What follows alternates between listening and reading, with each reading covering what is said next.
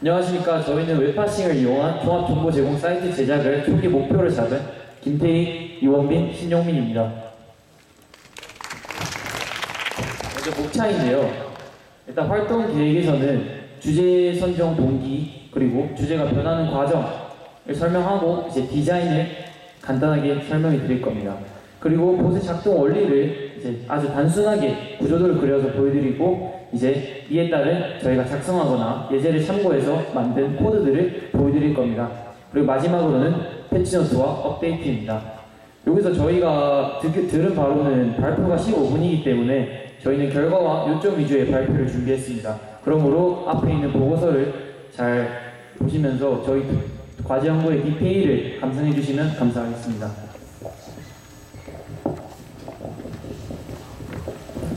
네, 활동 계획에서 먼저 발표드리겠습니다. 저희는 올해 초 사회에서 큰 화제가 되었던 코로나 정보를 정리해주는 사이트인 코로나 나우를 보고 큰 영향을 받았습니다. 그리고 또 저희가 지금 또 정보가 제일 사회에 서있지 않습니까? 네, 그래가지고 막 미세먼지라든지 급식 정보, 날씨 정보 같은 것들을 막 검색해보고 잘 접하게 되는데 이런 것들을 찾아보려면 막 이거 보려면 여기 가지고 이거 보려면 여기 가지고 막 귀찮잖아요. 그래가지고 저희끼리 막 우리 한번 이렇게 좋은 정보들을 다 조합해가지고 알려주는 사이트를 만들어보자 해가지고 이런 웹사이트 제작을 저희 주제로 수정하게 되었습니다. 처음에 그냥 필요한 코드들을 다 코딩하게 된다면 실용성이 좀 떨어지고 또 이게 좀 많이 떨어지기 때문에 정보를 알려주는 코드에서 파싱이 와가지고 웹페이지를 제작을 하였고요. 또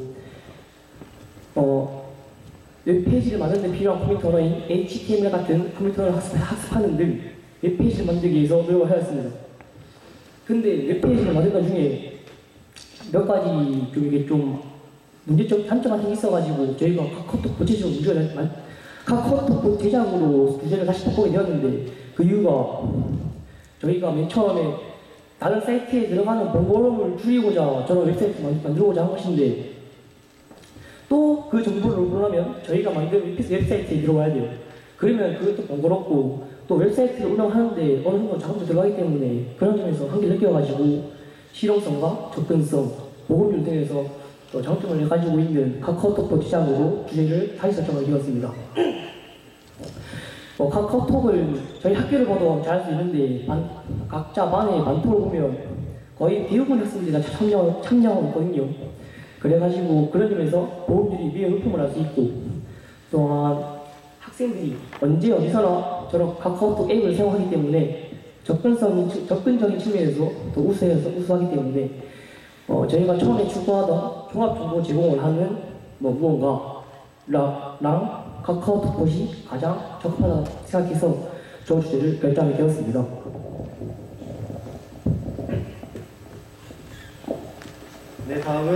다음은 디자인에 대해서 설명해 드리겠습니다. 저희 봇의 초기의 프로필입니다. 저희 보시면 알 수 있듯이 저희 동아리의 이름이 HTTP의 H를 도형화시켜서 만든 프로필입니다. 아주 단순하게 보이죠. 또 다음으로는 배경사진인데요. 이 또한 저희 동아리의 로고를 아주 단순하게 넣어서 만들었는데 이게 봇을 만들다 보면 생각이 들었는데 저희 봇의 프로필은 아이덴티티가 있어야 하며 사람들의 눈길을 끌 수 있어야 한다고 생각해서 만든 것이 바로 이 대고톡입니다. 이 대고톡을 보시면 이 대고톡에 있는 톡 이거를 언어 유해를 통해서 톡이라는 의성어를 사용해 사각형 프레임을 부러진 듯한 그런 이미지를 넣어놓고요. 저기 보시면 텍스트에 색이 있지 않습니까? 저 색은 바로 저희 학교 로고의 3색을 이용해서 동아리의 아이덴티티를 설정해 주었습니다. 다음으로는 배경사진입니다. 배경사진에는 저희 대고톡을 처음 이용하실 때 쉽게 사용할 수 있게끔 도움말이라는 명령어를 추가해 두었는데요. 이 명령어조차도 접근하기 어렵다는 생각이 들어서 이렇게 프로필을 클릭 한 번만 해도 이렇게 가이드라인을 볼 수 있게 배경사진으로 만들어 놓았습니다. 다음은 봇의 작동 원리를 설명해 드릴 건데요.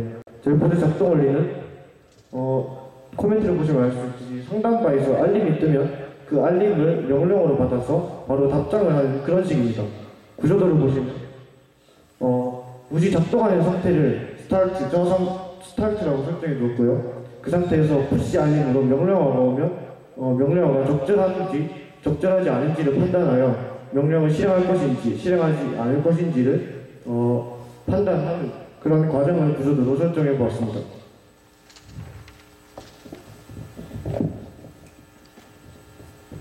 아까 동아리라고 해서 혼동이 오셨을 수도 있는데 저희는 이번 코로나로 인해서 학사 일정이 많이 늦춰진 점을 고려해서 창체 동아리를 멤버이면서 같이 어린이를 하기로 해서 동아리와 어린이를 같이 하고 있습니다. 이제 코드 설명을 할 건데 이 코드가 그 카톡으로 다 보는 걸 보면 되게 단순해 보여도 이게 제일 단순한 코드인데도 이 정도로 나름 뭔가 있습니다. 그래서 이제 이런 코드들의 이제 요점 위주로 설명을 해드릴 건데요. 먼저 이 슬래시 코드는 도움말 안내 코드라는 것입니다. 이게 무슨 말이냐면 슬래시를 포함한 어떤 말을 친다면은 이제 이렇게 도움말이 있다는 것을 알려주는 코드인 거죠. 그러니까 예를 들면 이제 명령어를 잘 모르는 사람들이 슬래시 뭐뭐를 쳤는데 그게 이제 아무 말도 안 나오면은 이제 도움말을 알 방법이 없잖아요. 그래서 이제 이거를 지금은 포치노트와 공지사항을 알리는데도 쓰고 있습니다. 이 도움말에서 아까 도도움말과 겹치는 요점 하나를 설명해 드릴 건데요. 바로 이 부분입니다. 이거는 뭐냐면 이 공백을 1000번 반복하는 변수를 지정하는 건데 이거를 나중에 이렇게 A를 넣어서 이거 보시면은 전체 보기 버튼을 생기게 할 수 있습니다. 그러니까 이 긴 메시지를 한 번에 쫙 하면은 채팅방이 도배가 될 뿐더러 알림도 많이 이제 그 가독성이 안 좋기 때문에 이런 전체 보기 버튼을 넣기 위한 코드였습니다. 다음으로는 수능일인데요. 수능일은 저희가 작성한 코드들 중 가장 복잡한 것들 중 하나인데 바로 이 수학적인 요소가 조금 첨가되어서 그런 게 아닌가 싶습니다. 이 코드가 이제 핵심인데 바로 무엇이냐면 AAA라는 변수를 저희가 무엇으로 지정하느냐, 바로 수능일까지 남은 날짜를 값으로 표현한 것을 AAA로 지정을 한 상태에서 이 숫자로 남은 값을 1, 시, 분, 초로 각각 한 것입니다. 이 숫자가 무엇을 의미하냐면 이게 미리세컨드 단위인데 1000ms가 1초거든요. 그러니까 이게 1초 곱하기 60 해서 1분 곱하기 60에서 1시간 곱하기 24에서 하루로 남은 값인 거죠. 그러니까 그 막 수능까지 남은 일자를 1로 나눴을 때는 이제 1 단위로 남은 값이 나오겠죠. 이런 식으로 이제 1, 시, 분, 초 단위로 해서 이런 식으로 작동이 되는 것입니다. 다음으로는 급식인데요. 급식에서 이제 설명해 드리고 싶은 점은 바로 그러니까 지금 달을 받아올 때 1을 더해야 한다는 점인데요. 이 이유는 자바스크립트가 설계되고 개발된 외국에서는 1월, 2월 이런 식으로 쓰는 게 아니라 January, February 이런 식으로 달을 나타내기 때문에 January를 0으로, February를 1로 이런 식으로 이제 0부터 월을 쓴다고 합니다. 그래서 이제 이거를 저희 나라식 표현으로 나타내려면 이렇게 1을 더해야 한다는 것이죠. 그리고 이렇게 작동이 됩니다. 내일 급식도 오늘 급식과 별 차이는 없는데 아까랑 비슷하게 1에다가 1을 더하는 그런 차이가 있습니다. 이는 날씨입니다. 날씨에서 저희가 이제 설명드리고 싶은 점은 가장 복잡하다는 것인데요. 그 이유는 함수를 하나만 사용한 게 아니라 함수를 2개를 지정해서 위아래로 왔다 갔다 하면서 이제 코드를 정리했기 때문인데 이 값이 이제 weather이라는 함수를 지정함으로써 저희가 코드를 더욱 간략화시킬 수 있었습니다. 이런 식으로 작동을 하는데 나중에 업데이트에서 말씀드릴 것처럼 날씨는 이번 주 수요일 패치노트에서 업데이트할 예정입니다. 더욱 구체적으로 미세먼지 같은 것도 알려줄 수 있도록 업데이트하겠습니다. 이제 코로나 기능의 코드는 이렇게 작동을 하고요. 도서 검색, 우리 학교에 있는 도서관 있는지 없는지 검색해주는 코드인데 또 이렇게 작동을 합니다. 자가진단 코드도 이렇게 길지만 이렇게 작동을 합니다. 여기서 저희가 말씀드리고 넘어가고 싶은 부분은 자가진단, 코로나, 그리고 도서 검색은 저희가 직접 일일이 다 짠 게 아닙니다. 앞에 말씀드린 것처럼. 이것은 이제 인터넷에 있는 예제와 그리고 제공되고 있는 API를 이용해서 저희가 저희 학교에 쓸 수 있는 정도로 수정해서 쓴 건데요. 아무튼 이제 여기서 말씀드리고 싶은 점은 최근에 화제가 됐던 코로나 나우도 기존의 예제와 그리고 인터넷상에 있는 그 템플릿을 이용해 만들었다고 합니다. 이처럼 저희 세대는 이렇게 기존의 것들을 가공하여서 이제 실사용 가능하게 만드는 것이 과제라고 생각하여서 이렇게 저희는 그 과제를 충분히 이루었다고 생각합니다. 이것은 이제 예시로 들려고 올린 사진인데 다이아몬드 원석이 가공하지 않으면은 이제 가치가 없다고 합니다. 이처럼 이제 새로운 것들을 생산해내는 것보다 가공하는 것이 더 가치 있다고 말씀드리고 싶었습니다. 여기서 코드 설명을 마칩니다.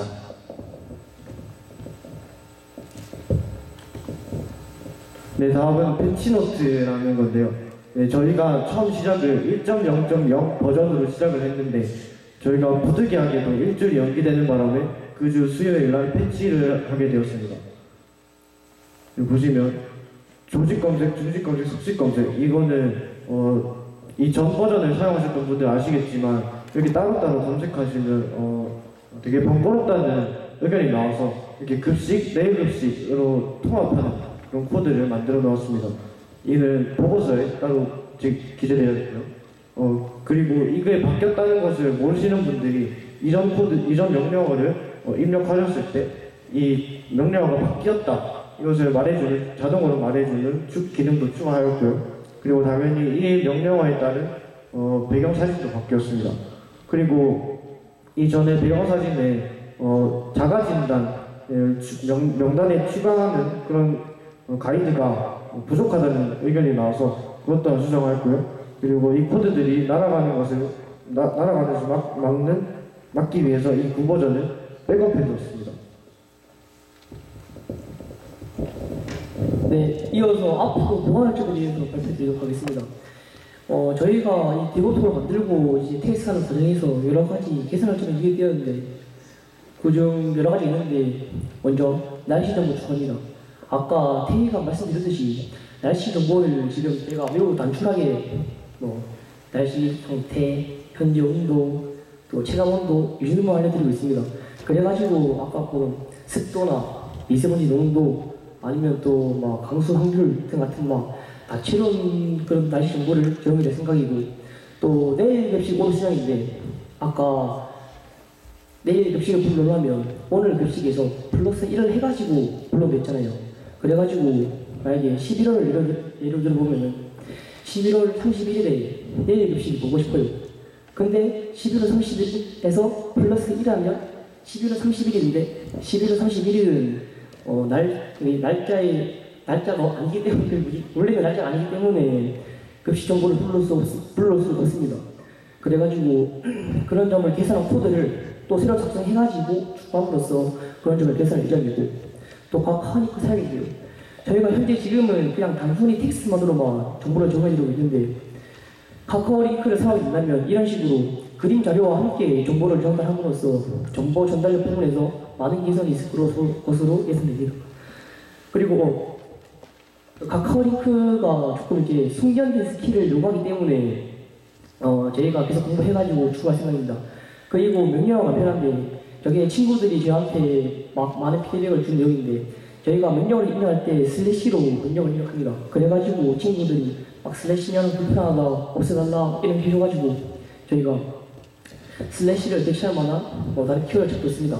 그래가지고 일상 대화에서 방해되지 않는 선에서 슬래시를 대체할 만한 키워드가 있으면은 그걸 대체할 생각이고 여기 들으시는 분들도 다른 좋은 생각 있으면 문의 드리면 감사하겠습니다. 그리고 또 정보 모으기인데 지금 또 저희가 하루에 공부하는 공부가 많잖아요.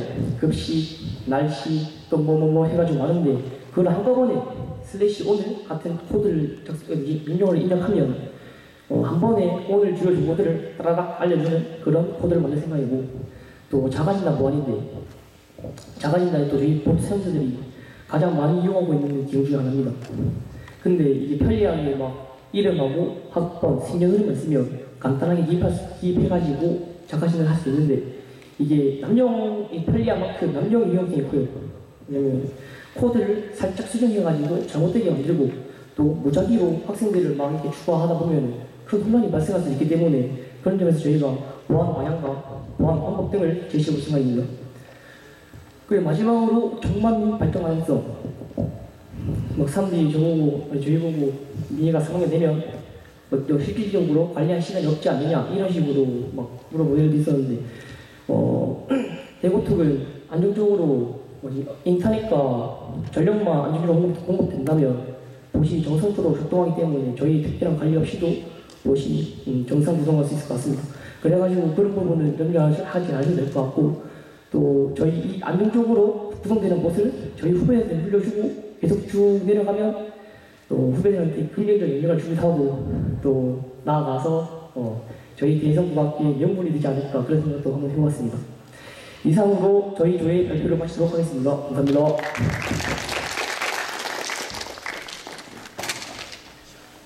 네, 5분 동안 질의응답 시간 가져보겠습니다.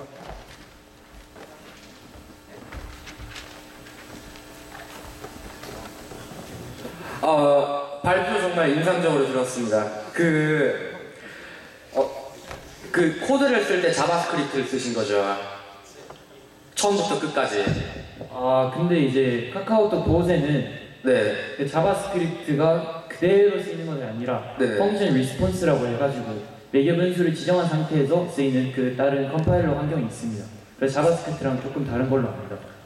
네. 그 API를 중간에 사용하셨다고 하셨는데 네. 그럼 API를 사용하려면은 그걸 업로드할 서버가 필요했을 텐데 서버는 어떻게 구하셨습니까? 서버가 아니라 그거는 네. 이제 저희가 API를 사용한 부분은 바로 도서 검색인데요. 네. 도서 검색은 이제 API를 사용하여 만들어진 예제를 사용한 것이지 이제 API를 저희가 직접적으로 응용한 것은 아닙니다. 네, 알겠습니다. 감사합니다. 네.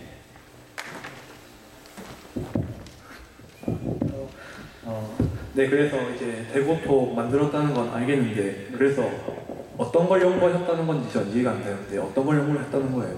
저희는 이제 연구를 했다기보다는 이제 정보 분야다 보니까 이제 아까 말씀드린 것처럼 저희 세대의 과제는 이제 새로운 것들을 생산하는 것보다는 기존의 것들을 가공하는 것이라고 말씀드렸습니다. 이처럼 저희는 이런 과제를 이뤘다는 거에 의의를 두고 과제 연구를 진행하였기 때문에 따로 연구를 하기보다는 이제 이런 성과물 위주의 과제 연구라고 말씀드릴 수 있겠습니다.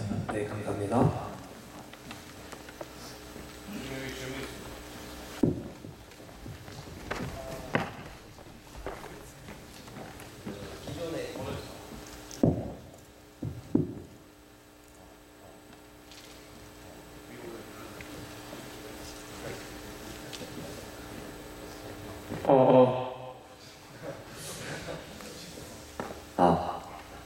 기존의 코드를 사용했다는 거에 대해서 뭐 다이아몬드 원석을 갈고 다루는 뭐 이런 거에 빗대서 말씀하셨는데 그것의 기본적인 원리를 이해하지 못하고 그냥 사용하면은 사실 다른 사람이 만든 걸 베껴오는 것과 다름이 없지 않습니까? 그래서 약간 그 확인하고 싶은 게 몇 가지 있는데 먼저 코로나와 날씨 데이터는 어느 사이트에서 웹하싱 해온 겁니까? 코로나는 네이버 검색 결과에서 웹하싱한 거고요. 자가진단은 또 코로나하고 또 뭐 말씀? 날씨 데이터. 날씨 데이터도 네이버 검색 결과에서 파싱한 겁니다. 날씨는 저희가 파싱한 게 맞고요. 코로나는 이제 예제를 좀 많이 이용했습니다. 그리고 그 도서 검색과 자가진단의 그 프로그램이 상당히 복잡해 보이는데 혹시 자가진단 함수의 전체적인 그 구동 과정을 설명해 주실 수 있는지 확인하고 싶습니다. 자가진단은 저희가 아까 말씀드린 것처럼 기존 예제를 많이 활용해서 만든 거기 때문에 그냥 저희 학교가 사용할 수 있는 형태로 바꾼 것밖에 저희가 한 게 없다고 저희는 그냥 발표한 것처럼 다시 말씀드리겠습니다. 그럼 그 혹시 내부에 어떻게 구동되는지 원리는 모르고 계신다는 의미십니까?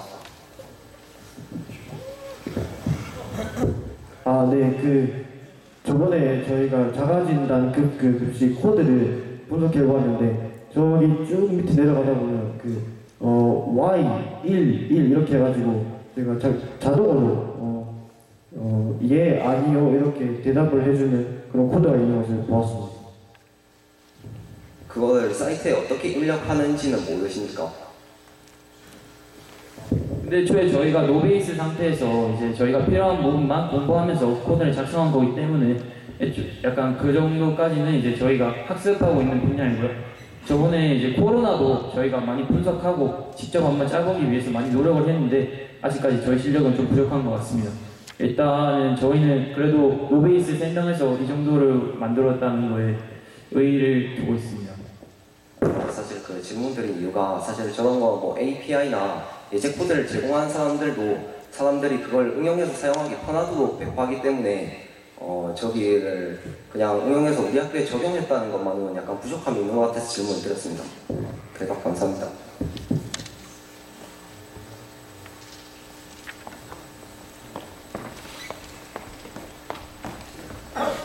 네, 좀 시간상 한 분만 더 질문 받아보겠습니다. 네, 질문 없으시면 네, 여기서 발표 마치도록 하겠습니다.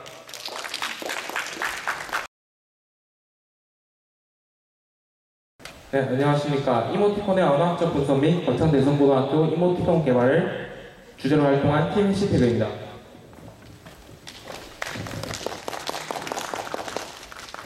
네, 발표 시작하겠습니다. 네, 먼저 서론을 말씀드리도록 하겠습니다. 우리는 제3차 산업혁명 이후 과도한 정보에 노출되어 있습니다. 2009년 미국 캘리포니아 대학의 로저봉 교수의 연구에 따르면 평균 서민은 하루에 10만 500단어에 육박하는 단어를 듣거나 읽는다고 합니다. 이러한 상황 속 정보를 더 효율적으로 전달할 수 있는 방법이 고안되었고 그 중 하나가 바로 이모티콘입니다. 이러한 이모티콘의 여러 특성 중 10대 청소년부터 60대 노년층까지 이모티콘을 적극적으로 사용하고 있다는 점은 저희 팀의 이목을 끌기에 충분했습니다. 다음은 이론적 배경입니다.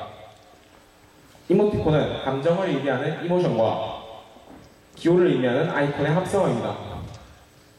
이와 유사한 개념으로는 이모지가 있습니다. 3명의 편 이상 본 연구에서는 이모지를 이모티콘에 하이봉주하였습니다. 스위스의 언어학자 소슈르는 언어를 기호로 보고 기호는 기표와 기의로 구성된다고 보았습니다. 기표는 말의 감각적인 형식이고 기의는 기표에 의해 의미되는 것입니다. 이러한 기표와 기의는 1차 의미작용을 하게 되고 이러한 1차 의미작용이 새로운 기로 작용하여 2차 의미작용을 하게 되어 이러한 이모티콘을 나타내게 되는 것입니다. 다음과 같이 인사하는 펭수는 기의가 표면에 드러난 이모티콘입니다. 이 이모티콘에서 펭수가 손을 흔들어 인사하는 모습과 팽하라는 텍스트가 기표로서 작용하여 인사라는 기의가 생성됩니다. 이로써 이모티콘을 통해 대화 상대에게 인사하고자 하는 이상가 전달되는 것입니다. 이처럼 높은 순위에 있는 카카오 프렌즈, 펭수, 해장콘을 분석해보니 거의 모든 연령대에서 유머러스한 이모티콘이 인기 있다는 사실을 알 수 있었습니다. 또한 실제 대상의 모습을 그대로 반영하기보다는 특징을 차용하여 캐릭터화시키는 것이 효과적이라고 판단하여 저희 팀은 거창대성고등학교 이모티콘 제작에 착수할 수 있었습니다. 다음으로 발표할 내용은 이모티콘의 제작 과정입니다. 저희는 앞서 발표한 이모티콘의 이론 및 언어학적 분석 내용을 바탕으로 거창대성고등학교를 나타낼 수 있는 이모티콘을 제작하였는데 제작 과정은 크게 자료 수집, 자료 분석 및 해석, 제작의 3단계로 나눠질 수 있습니다. 이모티콘을 제작하기 전 가장 우선적으로 거친 자료 수집 단계에서는 구글 폼을 사용하여 설문조사를 실시하였습니다. 설문조사는 저희가 직접 이모티콘을 제작할 때 활용성을 알고 어떤 주제를 중심으로 이모티콘을 제작할지를 결정하기 위한 용도로 시행하였기 때문에 그게 응답자 정보, 이모티콘 사용, 학교 생활의 세 영역으로 나누어 설문조사를 실시하였습니다. 응답자 정보에서는 학년 등을 질문하였고 이모티콘 사용 영역에서는 사용 이유와 그 빈도를 질문하였고 학교 생활에서는 사랑과 화제로 나누어 가장 인상 깊은 선생님과 해피타임, 자율학습 등 우리 학교 생활에서 화제가 되는 것을 질문하였습니다. 설문지는 9월 초에 제작을 완료하여 여러 번 수정을 거쳐 학생용 9월 11일, 교사용 9월 16일에 배포를 시작하였고 각각 9월 17일과 21일에 설문을 마감하였습니다. 총 응답자 수는 학생 104명, 교사 17명입니다.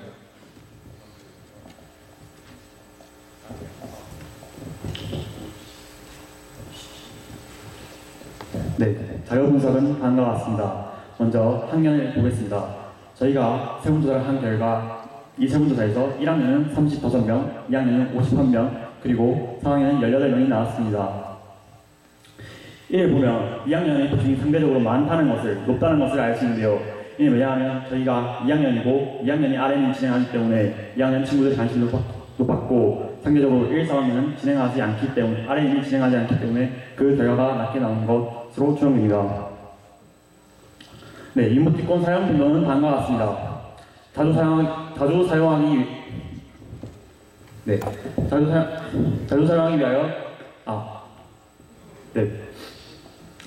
자주 사용한다, 가끔 사용한다가 주를 이루었고 1을 더하면 약 78%가 됩니다.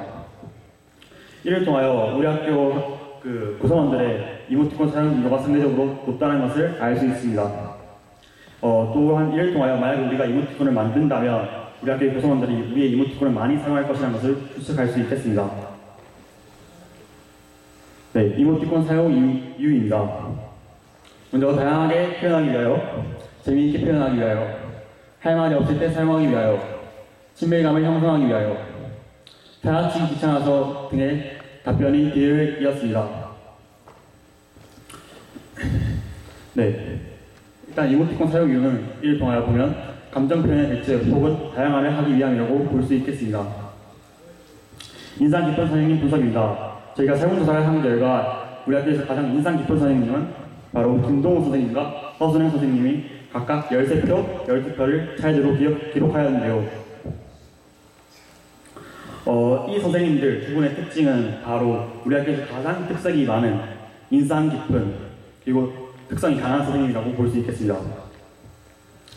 네, 그 다음으로 허순행 선생님 다음으로 그 차례를 보면 박선영 선생님, 한동혁 선생님, 박경호 선생님이 뒤를 이었습니다. 이는 일단 이 결과를 말씀드리기 전에 먼저 한 가지 말씀드리고 싶은 것이 있는데 이는 우리의 세분조사 결과에서 위에 허순행 선생님과 김동호 선생님의 결과를 제외한 2학년 담임 선생님들의 결과가 상대적으로 많이 나왔습니다. 이는 2학년의 세분조사 응답 비중이 높아서일 것으로 추정하고 있고 그리고 이 선생님들 특히 세 분의 선생님들의 결과가 약간 다소 높은 것을 확인할 수 있습니다.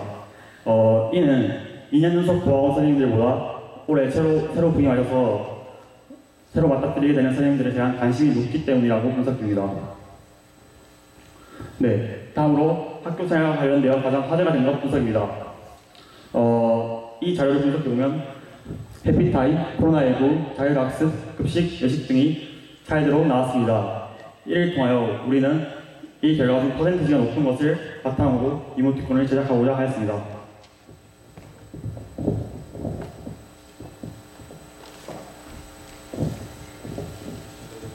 네, 드디어 제가 소개해드릴 부분이 오늘 연구의 메인 오브 메인입니다. 잠시 집중해주세요. 저희는 이런 설문조사 결과를 바탕으로 이 거창대성고등학교 이모티콘, 줄여서 데고티콘이라는 것을 만들기로 했습니다. 데고티콘, 이름이 되게 착착 달라붙지 않습니까? 네, 그래서 제작 기간은 2020년 9월부터 11월까지 총 3달간 진행을 하였고요. 실제로 저희가 연구를 진행한 모습입니다. 왼쪽 사진은 제가 지금 이론에 대해서 열심히 탐구를 하고 있는 모습이고요. 그 다음에 오른쪽은 실제로 구상을 하고 있는 모습입니다. 참고해 주시고요. 아까 설문조사를 말씀을 드릴 때 사람과 화제로 나누어서 저희가 설문조사를 했다는 말씀을 드렸습니다. 그래서 이모티콘을 제작을 할 때도 선생님과 학교 생활에 관한 것 이렇게 두 가지로 나누어서 제작을 했고 그 다음에 선생님과 학교 생활 이걸 합쳐가지고 총 24가지의 이모티콘을 만들었습니다.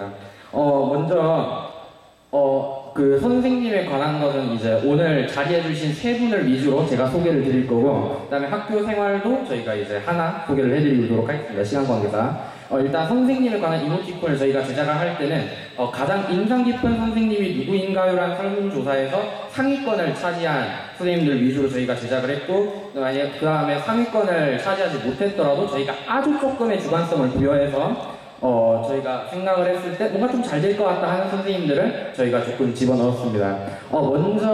가장 먼저 소개해드릴 것은 김시영 선생님의 이모티콘입니다. 김태현 선생님은 설문조사에서 총 5표를 받으셨고요. 그 다음에 설문조사 결과 김태현 선생님에 관한 이미지는 유쾌한, 시원시원한 등으로 나왔습니다. 아, 그리고 참고로 그 이모티콘에 관한 내용은 18페이지 셋째 줄 붙어 있으니까 참고해 주시기 바랍니다. 그 맑은 고딕 10포인트로 써 있는 줄이 있습니다. 그래서 이런 이모티콘을 전체적인 분위기를 녹여내고자 노력을 했고, 그다음에 맞조라는 대사는 김태현 선생님께서 수업 시간에 가끔 쓰시는 말씀입니다. 그래서 김태현 선생님 본인의 아이덴티티를 나타내는 기표라고 할 수 있고요. 그다음에 우측 상단에 보시면 한국 지도가 있습니다. 이것은 김태현 선생님의 교사로서의 아이덴티티를 나타내는 기표라고 할 수 있습니다. 따라서 이런 기표들을 종합해 봤을 때 물론 이제 받아들이는 사람에 따라서 다양한 의미로 해석이 될 수 있겠지만 내가 말한 것에 대한 상대의 재확인을 물어보는 것으로 저희가 압축을 할 수가 있겠습니다. 여기까지 김태형 선생님에 대한 이모티콘의 설명이었고요. 그 다음에 다음 이모티콘 보겠습니다.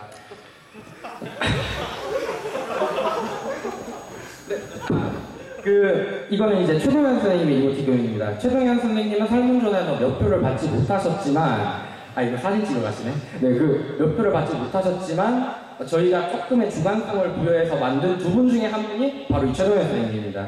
최동현 선생님은 선생님들께서도 아시는지 모르겠지만 우리 학교에서 가장 일이 많으신 분 중에 한 분으로 유명합니다. 그래서 저희가 실제로 보면은 이쪽에 머리숱을 조금 더 없어 보이게 그렸고요. 그 다음에 다크서클을 눈 밑에 좀 더 강조를 했고, 그 다음에 좀 더 피곤한 표정이 잘 드러나게 저희가 표현을 했습니다.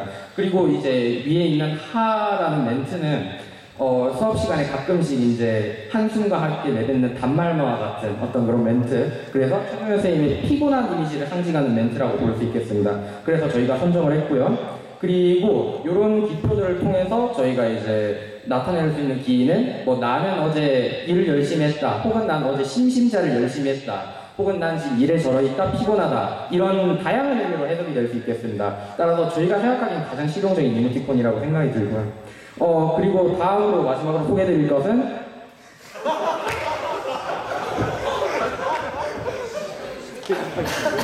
한동혁 선생님에 관한 이모티콘입니다.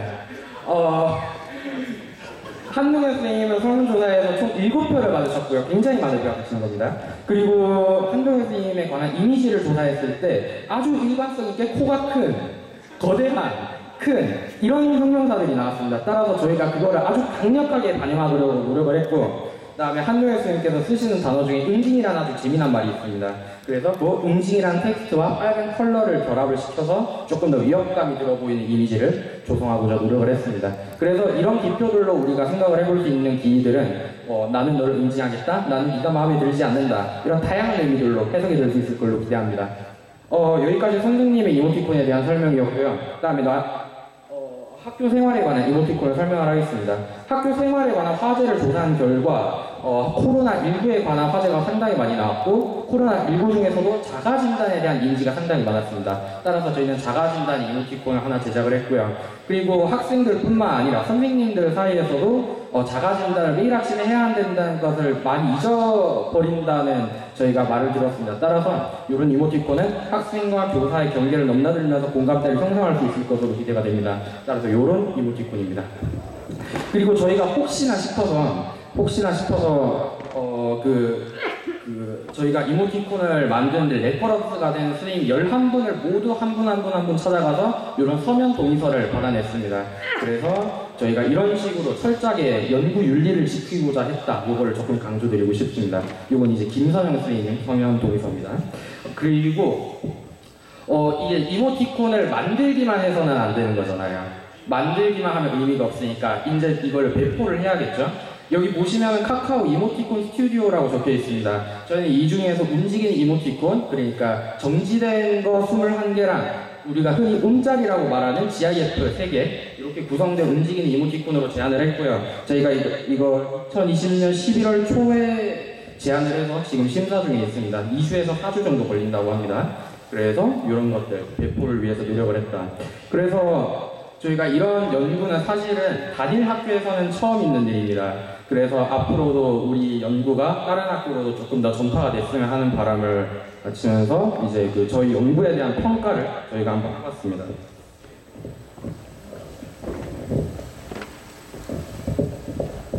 마지막으로 결론 및 제안에 대해서 설명해드리겠습니다. 첫 번째로 기대 효과에 대해서 설명해드릴 텐데요. 공감대를 형성할 수 있습니다. 이는 거창대성고등학교 특유의 특성을 살려가지고 선생님과 학생들의 공감대를 형성하였고, 또한 이 이모티콘을 사용함으로써 이 이모티콘을 적절하게 사용함으로써 학생들의 공감대를 형성할 수 있다는 장점이 있습니다. 두 번째로는 소통 확대인데요. 이것도 저희 거창대성고등학교의 고유한 특성을 담아서 이모티콘을 만들었기 때문에 이 이모티콘을 사용한다면 학생들 간의 소통이 확대되고 이로 인해 우정을 또 쌓을 수 있는 선순환이 이루어질 수도 있고, 이 이모티콘을 사용함으로써 자신이 전달하고자 하는 바를 좀 더 명료하고 효과적으로 전달할 수 있습니다. 하지만 한계도 존재하는데요. 그것은 바로 보편성의 한계입니다. 이 이모티콘이 저희 학교를 주제로 만들었기 때문에 저희 학교를 벗어난 다른 일상생활에서는 이 이모티콘을 사용하기 좀 어렵다라는 그런 단점이 있고요. 또한 이번에 만든 이모티콘이 대부분 2학년 담당 선생님들께 지정되어 있는데, 이는 아까 말씀드렸다시피 RM이 구성원들이 모두 2학년에 지정되어 있고, 또 1, 3학년 학생들의 설문조사 자료가 그렇게 많지 않았다는 점을 그 이유로 들 수 있겠습니다. 이 문제를 해결하기 위해서는 1, 3학년들 학생들의 RM이 관심도를 높이고 설문 참여도를 높여 더 다양한 설문조사 자료를 확보하는 것이 도움이 될 것 같습니다. 이렇게 저희가 자체적으로 제작한 이모티콘을 보여드렸는데요. 이 이모티콘에도 역시 장점과 단점이 존재합니다. 공감대를 형성할 수 있고 소통이 확대될 수 있다는 장점이 있지만, 보편성의 문제라든지 또는 저희 제작상의 실력상의 문제로 이 선생님이 과연 이 이모티콘이 과연 이 선생님의 이모티콘인가라는 의문을 많이 제기받았는데요. 이러한 문제를 해결하기 위해서는 저희보다 조금 실력이 좋은 전문적인 이모티콘 디자이너 사람들에게 이 제작을 의뢰해서 좀 더 전문적이고 효율적인 이모티콘을 만든다면 저희가 만든 이모티콘의 문제점을 해결할 수 있지 않을까라는 생각이 듭니다. 이상 발표를 마치겠습니다.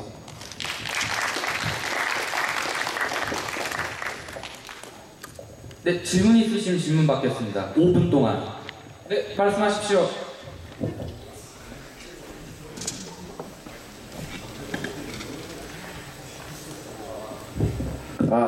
네네. 네, 이모티콘 이모티콘 스튜디오가 거기 네네네.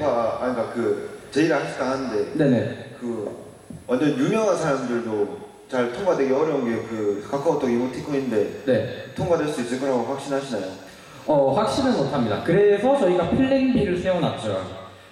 저희가 깃허브나 아니면 다른 많은 루트가 있습니다. 거기를 통해서 이제 학생 여러분들께 그리고 선생님 여러분들께 좀 무료로 배포할 생각도 가지고 있습니다. 물론 이제 카카오톡을 매개로 해서 출시가 되면은 인지도도 높아질 수 있고 그게 가장 좋긴 하겠죠. 물론 그렇지만 그렇지 않을 경우에는 다른 방안도 있다. 이런 말씀을 드리고 싶습니다. 알겠습니다. 네.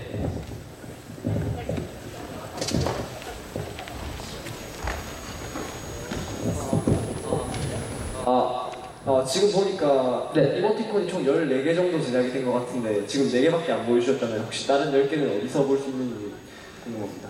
저희가 시간 관계상 24개거든요, 원래. 그 중에서 이제 4개, 대표적인 4개를 선정해서 보여드릴 수밖에 없었고, 남은 거는 이제 혹시 배포를 해드리겠습니다. 남은 건 이제 요걸로 배포를 해드리는지 아니면 저희가 다른 루트로 배포를 하든지 그때 이제 확인하시면 되겠습니다. 네, 감사합니다.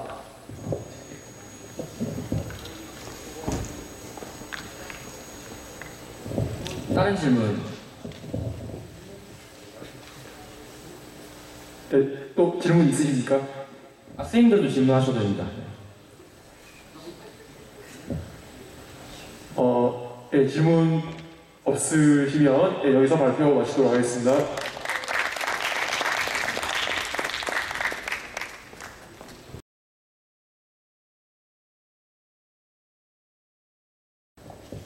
예, 안녕하십니까. 팀 위드 팀장 장정현입니다. 2308 박동혁입니다. 2604 김홍준입니다. 그러면은 2020년도 과제 연구 팀 위드 데이터 사이언스를 이용한 자율선순환제 잡초 성장 억제에 관한 연구 지금부터 발표 시작하도록 하겠습니다. 우선 발표 순서부터 말씀드릴게요. 저희는 발표를 동기, 설문, 설계, 실험, 결론, 느낀 점 6가지로 구성하였고 그중 동기와 설문을 제가 맡아서 발표드릴 예정입니다. 그럼 동기부터 첫 번째입니다. 저희가 주제 선정에 있어서 가장 큰 목적으로 생각했던 것은 다름 아닌 지역 문제 해결이었습니다. 단지 저희 팀 안에서 경험을 얻고 호기심을 충족하는 연구로 끝나는 것이 아닌 지역사회에 이바지하는 좀 더 뜻깊은 연구를 만들어보자는 생각에서 그러한 생각에 부합이 될 수 있는 주제를 찾기 위해 노력을 했고 그래서 지역 문제 해결을 위한 연구를 해보자라는 결론을 내게 되었습니다. 따라서 그 주제 지역의 선정에 대해서는 저희 학교의 특성상 저희 3명의 거주 지역이 모두 다 달랐고 따라서 저희 학교가 위치에 모두가 다 잘 알고 있는 거창을 주제 지역으로 선정하게 되었습니다. 거창의 지역 문제를 해결하기 위해 거창이란 곳의 지역 특색에서부터 시작하게 되었습니다. 거창의 산업구조표인데요. 보시면은 1차 산업이 47%, 2차 산업이 15%, 3차 산업이 35%로 이루어져 있습니다. 최근 산업의 고도화로 인해서 전국적으로 3차 산업의 비중이 커져가고 있는 요즘 47%라는 1차 산업 비중은 굉장히 특징적인 요소라고 말씀드릴 수 있겠습니다. 그리고 여기서의 1차 산업은 다름 아닌 농업이죠. 이런 농업, 즉 농촌이 거창에 있어서 농업의 가장 큰 방해가 되는 요인이 무엇일까? 이에 대한 객관적인 답을 얻어내기 위해서 설문조사를 진행하기로 하였습니다. 코로나19로 인한 상황의 특수성을 고려하여 대면 또는 서면 설문보다는 온라인 비대면 설문이 좀 더 설문자의 확보와 안전성에 있어서 우월할 것이라 판단하여 온라인 비대면 설문을 진행하게 되었습니다. 그래서 1차적으로 제작하여 배포한 온라인 설문은 저 동사 중인 직업과 농업에 있어서 방해가 될 것으로 생각되는 요소, 그에 대한 해결 방안이나 기대 효과, 예상되는 소모 비용 등을 골자로 한 질문이었으며 총 184개의 응답을 수집할 수 있었습니다. 그 첫 번째, 어떤 직업에서 종사하고 계십니까? 라는 질문에 대해서는 저희가 배포한 곳이 주로 저희 학교와 지인들을 중심으로 되었다 보니 아무래도 59.8%로 학생이 가장 큰 비중을 차지했고요. 그 뒤로 공무원과 개인 사업자, 회사원이 뒤를 이었습니다. 그래서 이러한 응답자들에게 농사를 지으면서 피해가 클 것 같은 요소가 무엇인지에 대한 질문을 하였을 때는 자연재해가 37%로 가장 큰 비중을 차지하고요. 그 다음에 농작물 가격 하락, 야생동물 벌레, 잡초 순으로 이 4가지 요소가 가장 큰 피해 요인으로 꼽혔습니다. 하지만 저희가 이에 대한 해결 방안에 대해서 물어봤을 때에는 뭐 그냥 자연재해를 피할 수 있는 방법을 찾는다, 아니면 그냥 뭐 잡초는 농약을 쳐서 없앤다, 야생동물을 물타기 쳐서 막아낸다 등 굉장히 모호하고 실효성이 없는 답변들이 주로 이루어졌기 때문에 이러한 답변들을 분석하는 과정에서 저희가 데이터의 전문성이 굉장히 부족할 수 있다고 판단을 하여 농업인을 대상으로 한 2차 설문을 재작년에 배포하게 되었습니다. 이 2차 설문은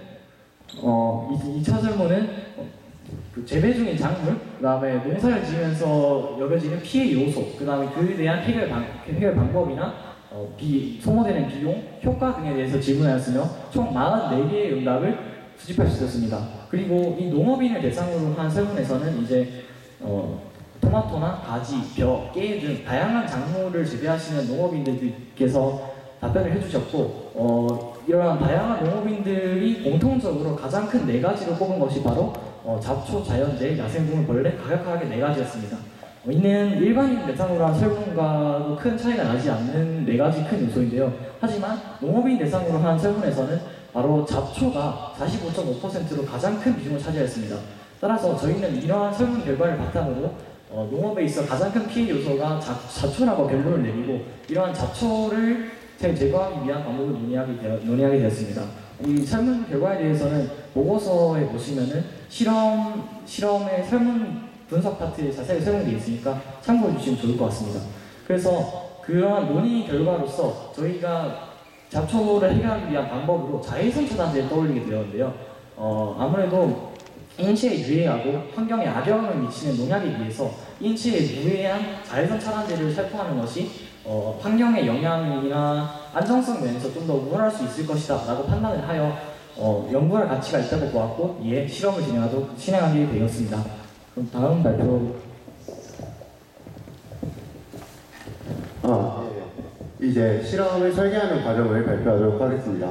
이제 먼저 네, 자외선에 대해서 아주 간단하게 알아보자면 여기 보이시는 것과 같이 가시광선보다 파장이 짧은 영역의 빛을 자외선이라 할 수 있겠습니다. 이제 이 자외선은 다시 파장에 따라서 UV, A, B, C로 나눌 수 있습니다. 이제 UVC 같은 경우는 식물을 보살시키는, 즉 말려 죽이는 작용을 하지만 이제 오존층에서 살균 작용을 하고 지상에는 거의 내려오지 않기 때문에 고려하지 않습니다. 따라서 우리가 일상에서 말하는 자외선이라는 것은 UV, A와 B를 나타냅니다. 그리고 이제 이 표는 UV, 즉 자외선이 식물에 주는 영향을 나타내는 것인데요. 이제 UV B 쪽에 식물에 대한 작용을 보시면 면역 형체 형성이 있습니다. 저희 팀은 이 점에 주목을 하여 실험을 진행하도록 하였습니다. 하여 이제 이 왼편에 보이시는 것은 저희가 실제 실험에 사용한 자외선 차단제입니다. 이제 하나는 물리적 자외선 차단제, 즉 무기자 차이며 다른 거는 유기적 자외선 차단제, 화학적 자외선 차단제, 즉 유기자 차단입니다. 하여 이제 이 자외선 차단제는 작용 원리에 따라서 이를 구분하는데요. 자, 여기 물리적 차단제로 보이시는 것은 이제 피부 위에 하나의 층을 만들어 자외선이 닿았을 때 이를 산란시키는 효과를 나타내며, 이제 화학적 차단은 피부에 스며들어 자외선이 닿았을 때 이를 열 에너지로 방출하는 것으로 자외선을 막아냅니다. 하여 이제 여기 보이시는 표와 그래프는 이제 SPF 지수, PA 지수를 나타냅니다. SPF 지수는 UVB를 막아내는 정도를, PA 지수는 UVA를 막아내는 정도를 나타냅니다. 본 실험에서 사용한 자외선 차단제는 두 개라 SPF는 50+, PA는 4+를 사용하였습니다. 하여 이제 이것은 저희가 생각한 실험의 예상도입니다. 이제 무기자차와 유기자차를 중간에 두고 대조군을 이제 양 옆에 두어 좀 더 확실한 결과를 확인할 수 있게 하였으며, 장치를 바로 옆에 두어 이제 자외선 양과 빛의 세기를 측정하였습니다. 여기서 이제 장치는 이렇게 아두이노 우노를 중심으로 자외선을 측정할 수 있는 자외선 센서, 빛을 측정할 수 있는 이제 조도 센서 또는 CDS라고도 합니다. 하고 이 정보를 저장할 수 있는 마이크로 SD 카드와 이제 오류를 실시간으로 확인할 수 있는 블루투스 모듈을 사용하여 제작하였습니다.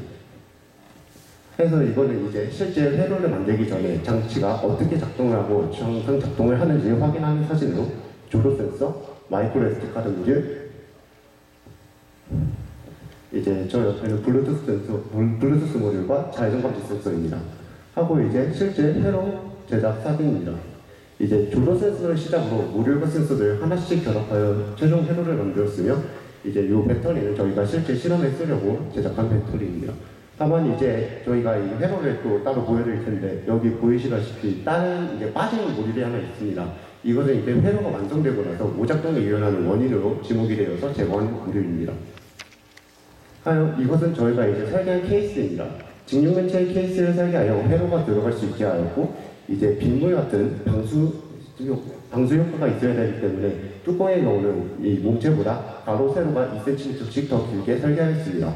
하고 빗물 등이 표현할 수 있게 삼각형으로 설계를 하였으며, 이제 구멍을 뚫어 센서가 나와 측정값을 측정할 수 있도록 하였습니다. 이제 3D 프린터를 이용하여 제작한 거고, 이제 실제 제작한 케이스의 사진입니다. 하여 이제 저희가 이제 사용한 마지막 모듈의 이제 회로이고, 이게 실제 넣은 것입니다. 다만 이제 저희가 실험을 진행하다 보니 이게 케이스 간의 결합 문제로 인해 몸체를 이제 유리 그릇으로 바꾸고 뚜껑만 재활용하였습니다. 이제 저희가 실제 케이스를 보여드리도록 하겠습니다. 이게 이제 실제 실험에 사용한 케이스입니다. 이제 보시다시피 3D 프린터로 이제 빗물이 들어가지 않도록 마감 처리를 하였고, 유리 그릇을 통해 회로에 문제가 생기면 바로 확인할 수 있도록 제작을 했습니다. 이제 여기 사용된 프로그램 같은 경우는 보고서에 실려 있으니 한번 확인해 주시기 바랍니다.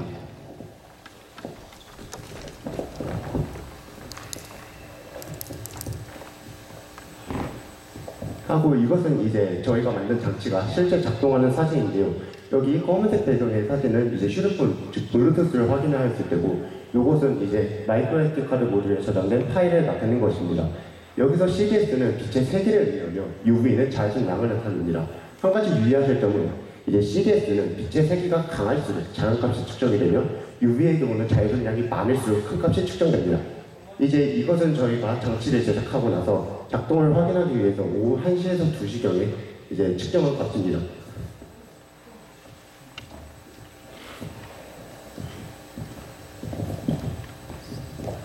이제 실험에 관해서 발표드리도록 하겠습니다. 먼저 이제 실험을 말씀드리기 앞서 저희가 실험 대상으로 쑥을 선정한 이유에 대해서 말씀드리도록 하겠습니다.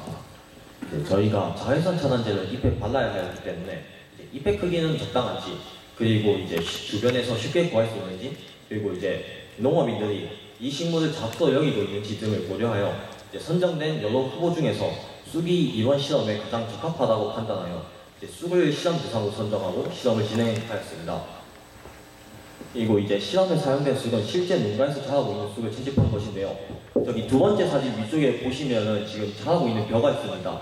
이제 벼를 재배하고 있는 논의 경계에 이제 자라고 있는 저기 쑥들을 이제 채집하여 사용하였고, 이제 채집한 총 12개의 채의 쑥 중에서 4개 채는 대조군, 다른 4개 채는 물리적 자외선 차단제, 또 다른 4개 채는 화학적 자외선 차단제로 분류하여 이제 빛의 세기와 자외선을 측정할 수 있는 장치를 옆에 함께 놔두고 실험을 진행하였습니다. 네, 실험은 9월 8일부터 약 한 달간 진행하였으며 이제 이틀에 한 번씩 자외선 차단제를 모든 잎으로 꼼꼼하게 발라주었습니다. 이제 실험을 진행한 지 약 4일 정도 지나자 이제 약간의 변화가 보이기 시작했습니다. 무기자차는 이제 전체적으로 잎이 약간 시들었으며 유기자차는 여기 사진을 보시다시피 아래쪽부터 검은색으로 섞기 시작하였습니다. 그렇게 실험을 계속 진행하며 무기자차는 점점 시드는 모습을 보여주었고 유기자차도 점점 이제 안에서 위로 검은색으로 썩어 들어가는 모습을 보여주었습니다. 그리고 이 사진은 이제 실험이 끝나기 전 약 일주일 전에 찍은 사진입니다. 이제 무기자차는 거의 이제 죽기 직전까지 많았으며 유기자차도 거의 검은색으로 썩는 모습을 보여주었습니다. 이제 실험을 그렇게 계속 진행한 후 실험 마지막 날에 찍은 사진입니다. 무기자차는 4개 채 중에서 1개 채는 사진에서 보시다시피 완전히 말라 죽었으며 나머지 3개 채도 많이 시들긴 했지만 그렇게 죽을 정도로 많이 시들진 않았습니다. 그리고 유기자차도 4개 채 중에서 1개 채는 이렇게 썩었지만 3개 채도 이렇게 많이 썩었지만 죽지는 않았습니다. 그리고 이제 대조군 4개 채는 모두 살아있음을 저희가 확인할 수 있었습니다. 그래서 이 실험 결과를 바탕으로 저희 팀원끼리 상의해서 원인 분석을 한번 해보았습니다. 이제 그러니까 물리적 자외선 차단제를 받은 쑥은 이제 물리적 자외선 차단제 원리가 피부에 바르면은 이제 하얀색 층이 형성되어 그 층이 자외선을 반사시키는 역할을 합니다. 그래서 이제 쑥 잎에 그 물리적 자외선 차단제를 바름으로써 이제 자외선을 차단하여 이제 면역 생성에 방해를 하여 식물을 죽인 게 원인이라고 저희는 생각하였고, 이제 화학적 자외선 차단제를 받은 쑥은 이제 화학적 자외선 차단제는 자외선을 먼저 흡수한 후에 연 에너지로 이제 방출하는 원리를 가지고 있습니다. 근데 저희는 이제 유기자차에서는 2가지의 원인을 생각해 볼 수 있었는데, 첫 번째로는 이제 화학적 자외선 차단제에 들어간 화학 성분이 이제 잎을 썩게 한 것이다와, 이제 두 번째로는 그러니까 자외선을 흡수하여 열로 방출하는 과정에서 이제 문제가 있었을 것이다라고 저희는 원인으로 생각하였습니다. 그래서 저희는 처음에 예상했던 것과는 다르게 이제 자외선 차단제를 받은 쑥이 모두 죽지 않았습니다. 이제 가격을 비교해 보면 농약은 1리터에 2만 원 정도이고 무기자차는 1리터당 14만 원, 유기자차는 1리터당 약 22만 원 정도이며, 효과는 농약은 이제 약을 뿌리면 2에서 4일 안에 효과가 바로 나타나고 무기자차와 유기자차, 즉 자외선 차단제는 이제 효과가 나타나기까지 약 한 달 정도 걸리는 모습을 보여주었습니다. 그래서 저희는 여기에서 이제 자외선 차단제는 가격이나 성능 등 모든 면에서 이제 농약보다 뒤떨어지는 모습을 보여주었고, 저희는 이제 자외선 차단제가 농약보다 상대적으로 안전할 거라 생각하고 이 연구를 진행하였지만 모든 면에서 뒤떨어지기 때문에 저희는 자외선 차단제가 이제 농약을 대체할 수 없다는 결론을 내렸습니다. 그리고 저희가 느낀 점은 이번 코로나 사태로 인해 저희 팀원들이 많이 모일 시간도 없었고, 이제 개학 후에 이제 과제 연구를 조금 할 시간이 생겼지만 중간고사나 기말고사 등 여러 가지 행사가 밀렸던 것이 한 번에 다 진행이 되면서 이제 저희가 실험 기간을 약 2개월 정도 생각하고 있었는데 이제 짧은 시간 1개월 안에 결과를 도출해야 하는 게 좀 아쉬웠습니다. 그래서 저희는 이제 시험 기간만 조금 더 있었다면 이제 유기자차와 무기자차 총 18개 채의 쑥이 모두 죽었을 거라 저희는 확신합니다. 이상으로 발표를 마치도록 하겠습니다. 감사합니다.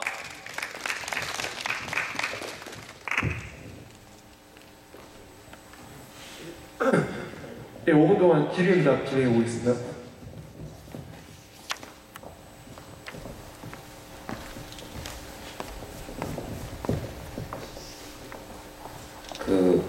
뭐지 유기자차의 자외선 차단제를 바르는 시험에서 잎에 자외선 차단제를 발랐는데 아래부터 썩은 이유는 뭔가요? 이제 저희가 그거를 아직 막 확실히 말씀드릴 수는 없지만 이제 저희가 생각을 했을 때 아무래도 위쪽에 있는 잎은 아래쪽에 있는 잎보다 이제 햇볕을 굉장히 많이 받습니다. 따라서 이제 면역 항체 형성이 아무리 억제된다고 해도 이제 햇빛을 좀 상대적으로 덜 받는 아랫잎부터 썩게 되지 않나 이렇게 예상을 하고 있습니다.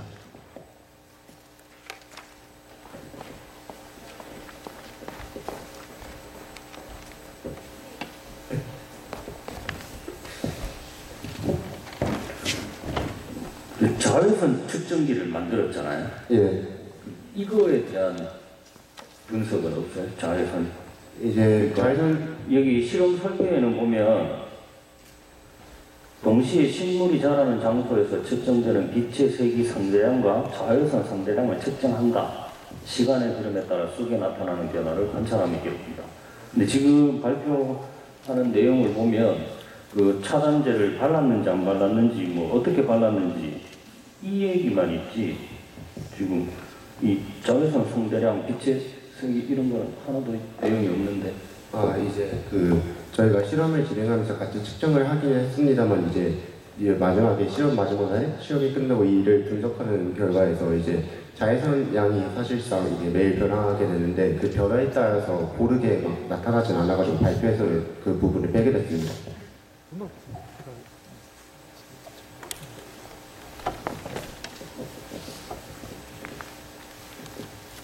예, 또 질문 있으십니까? 예, 질문 없으시면 여기서 발표 마치도록 하겠습니다. 감사합니다.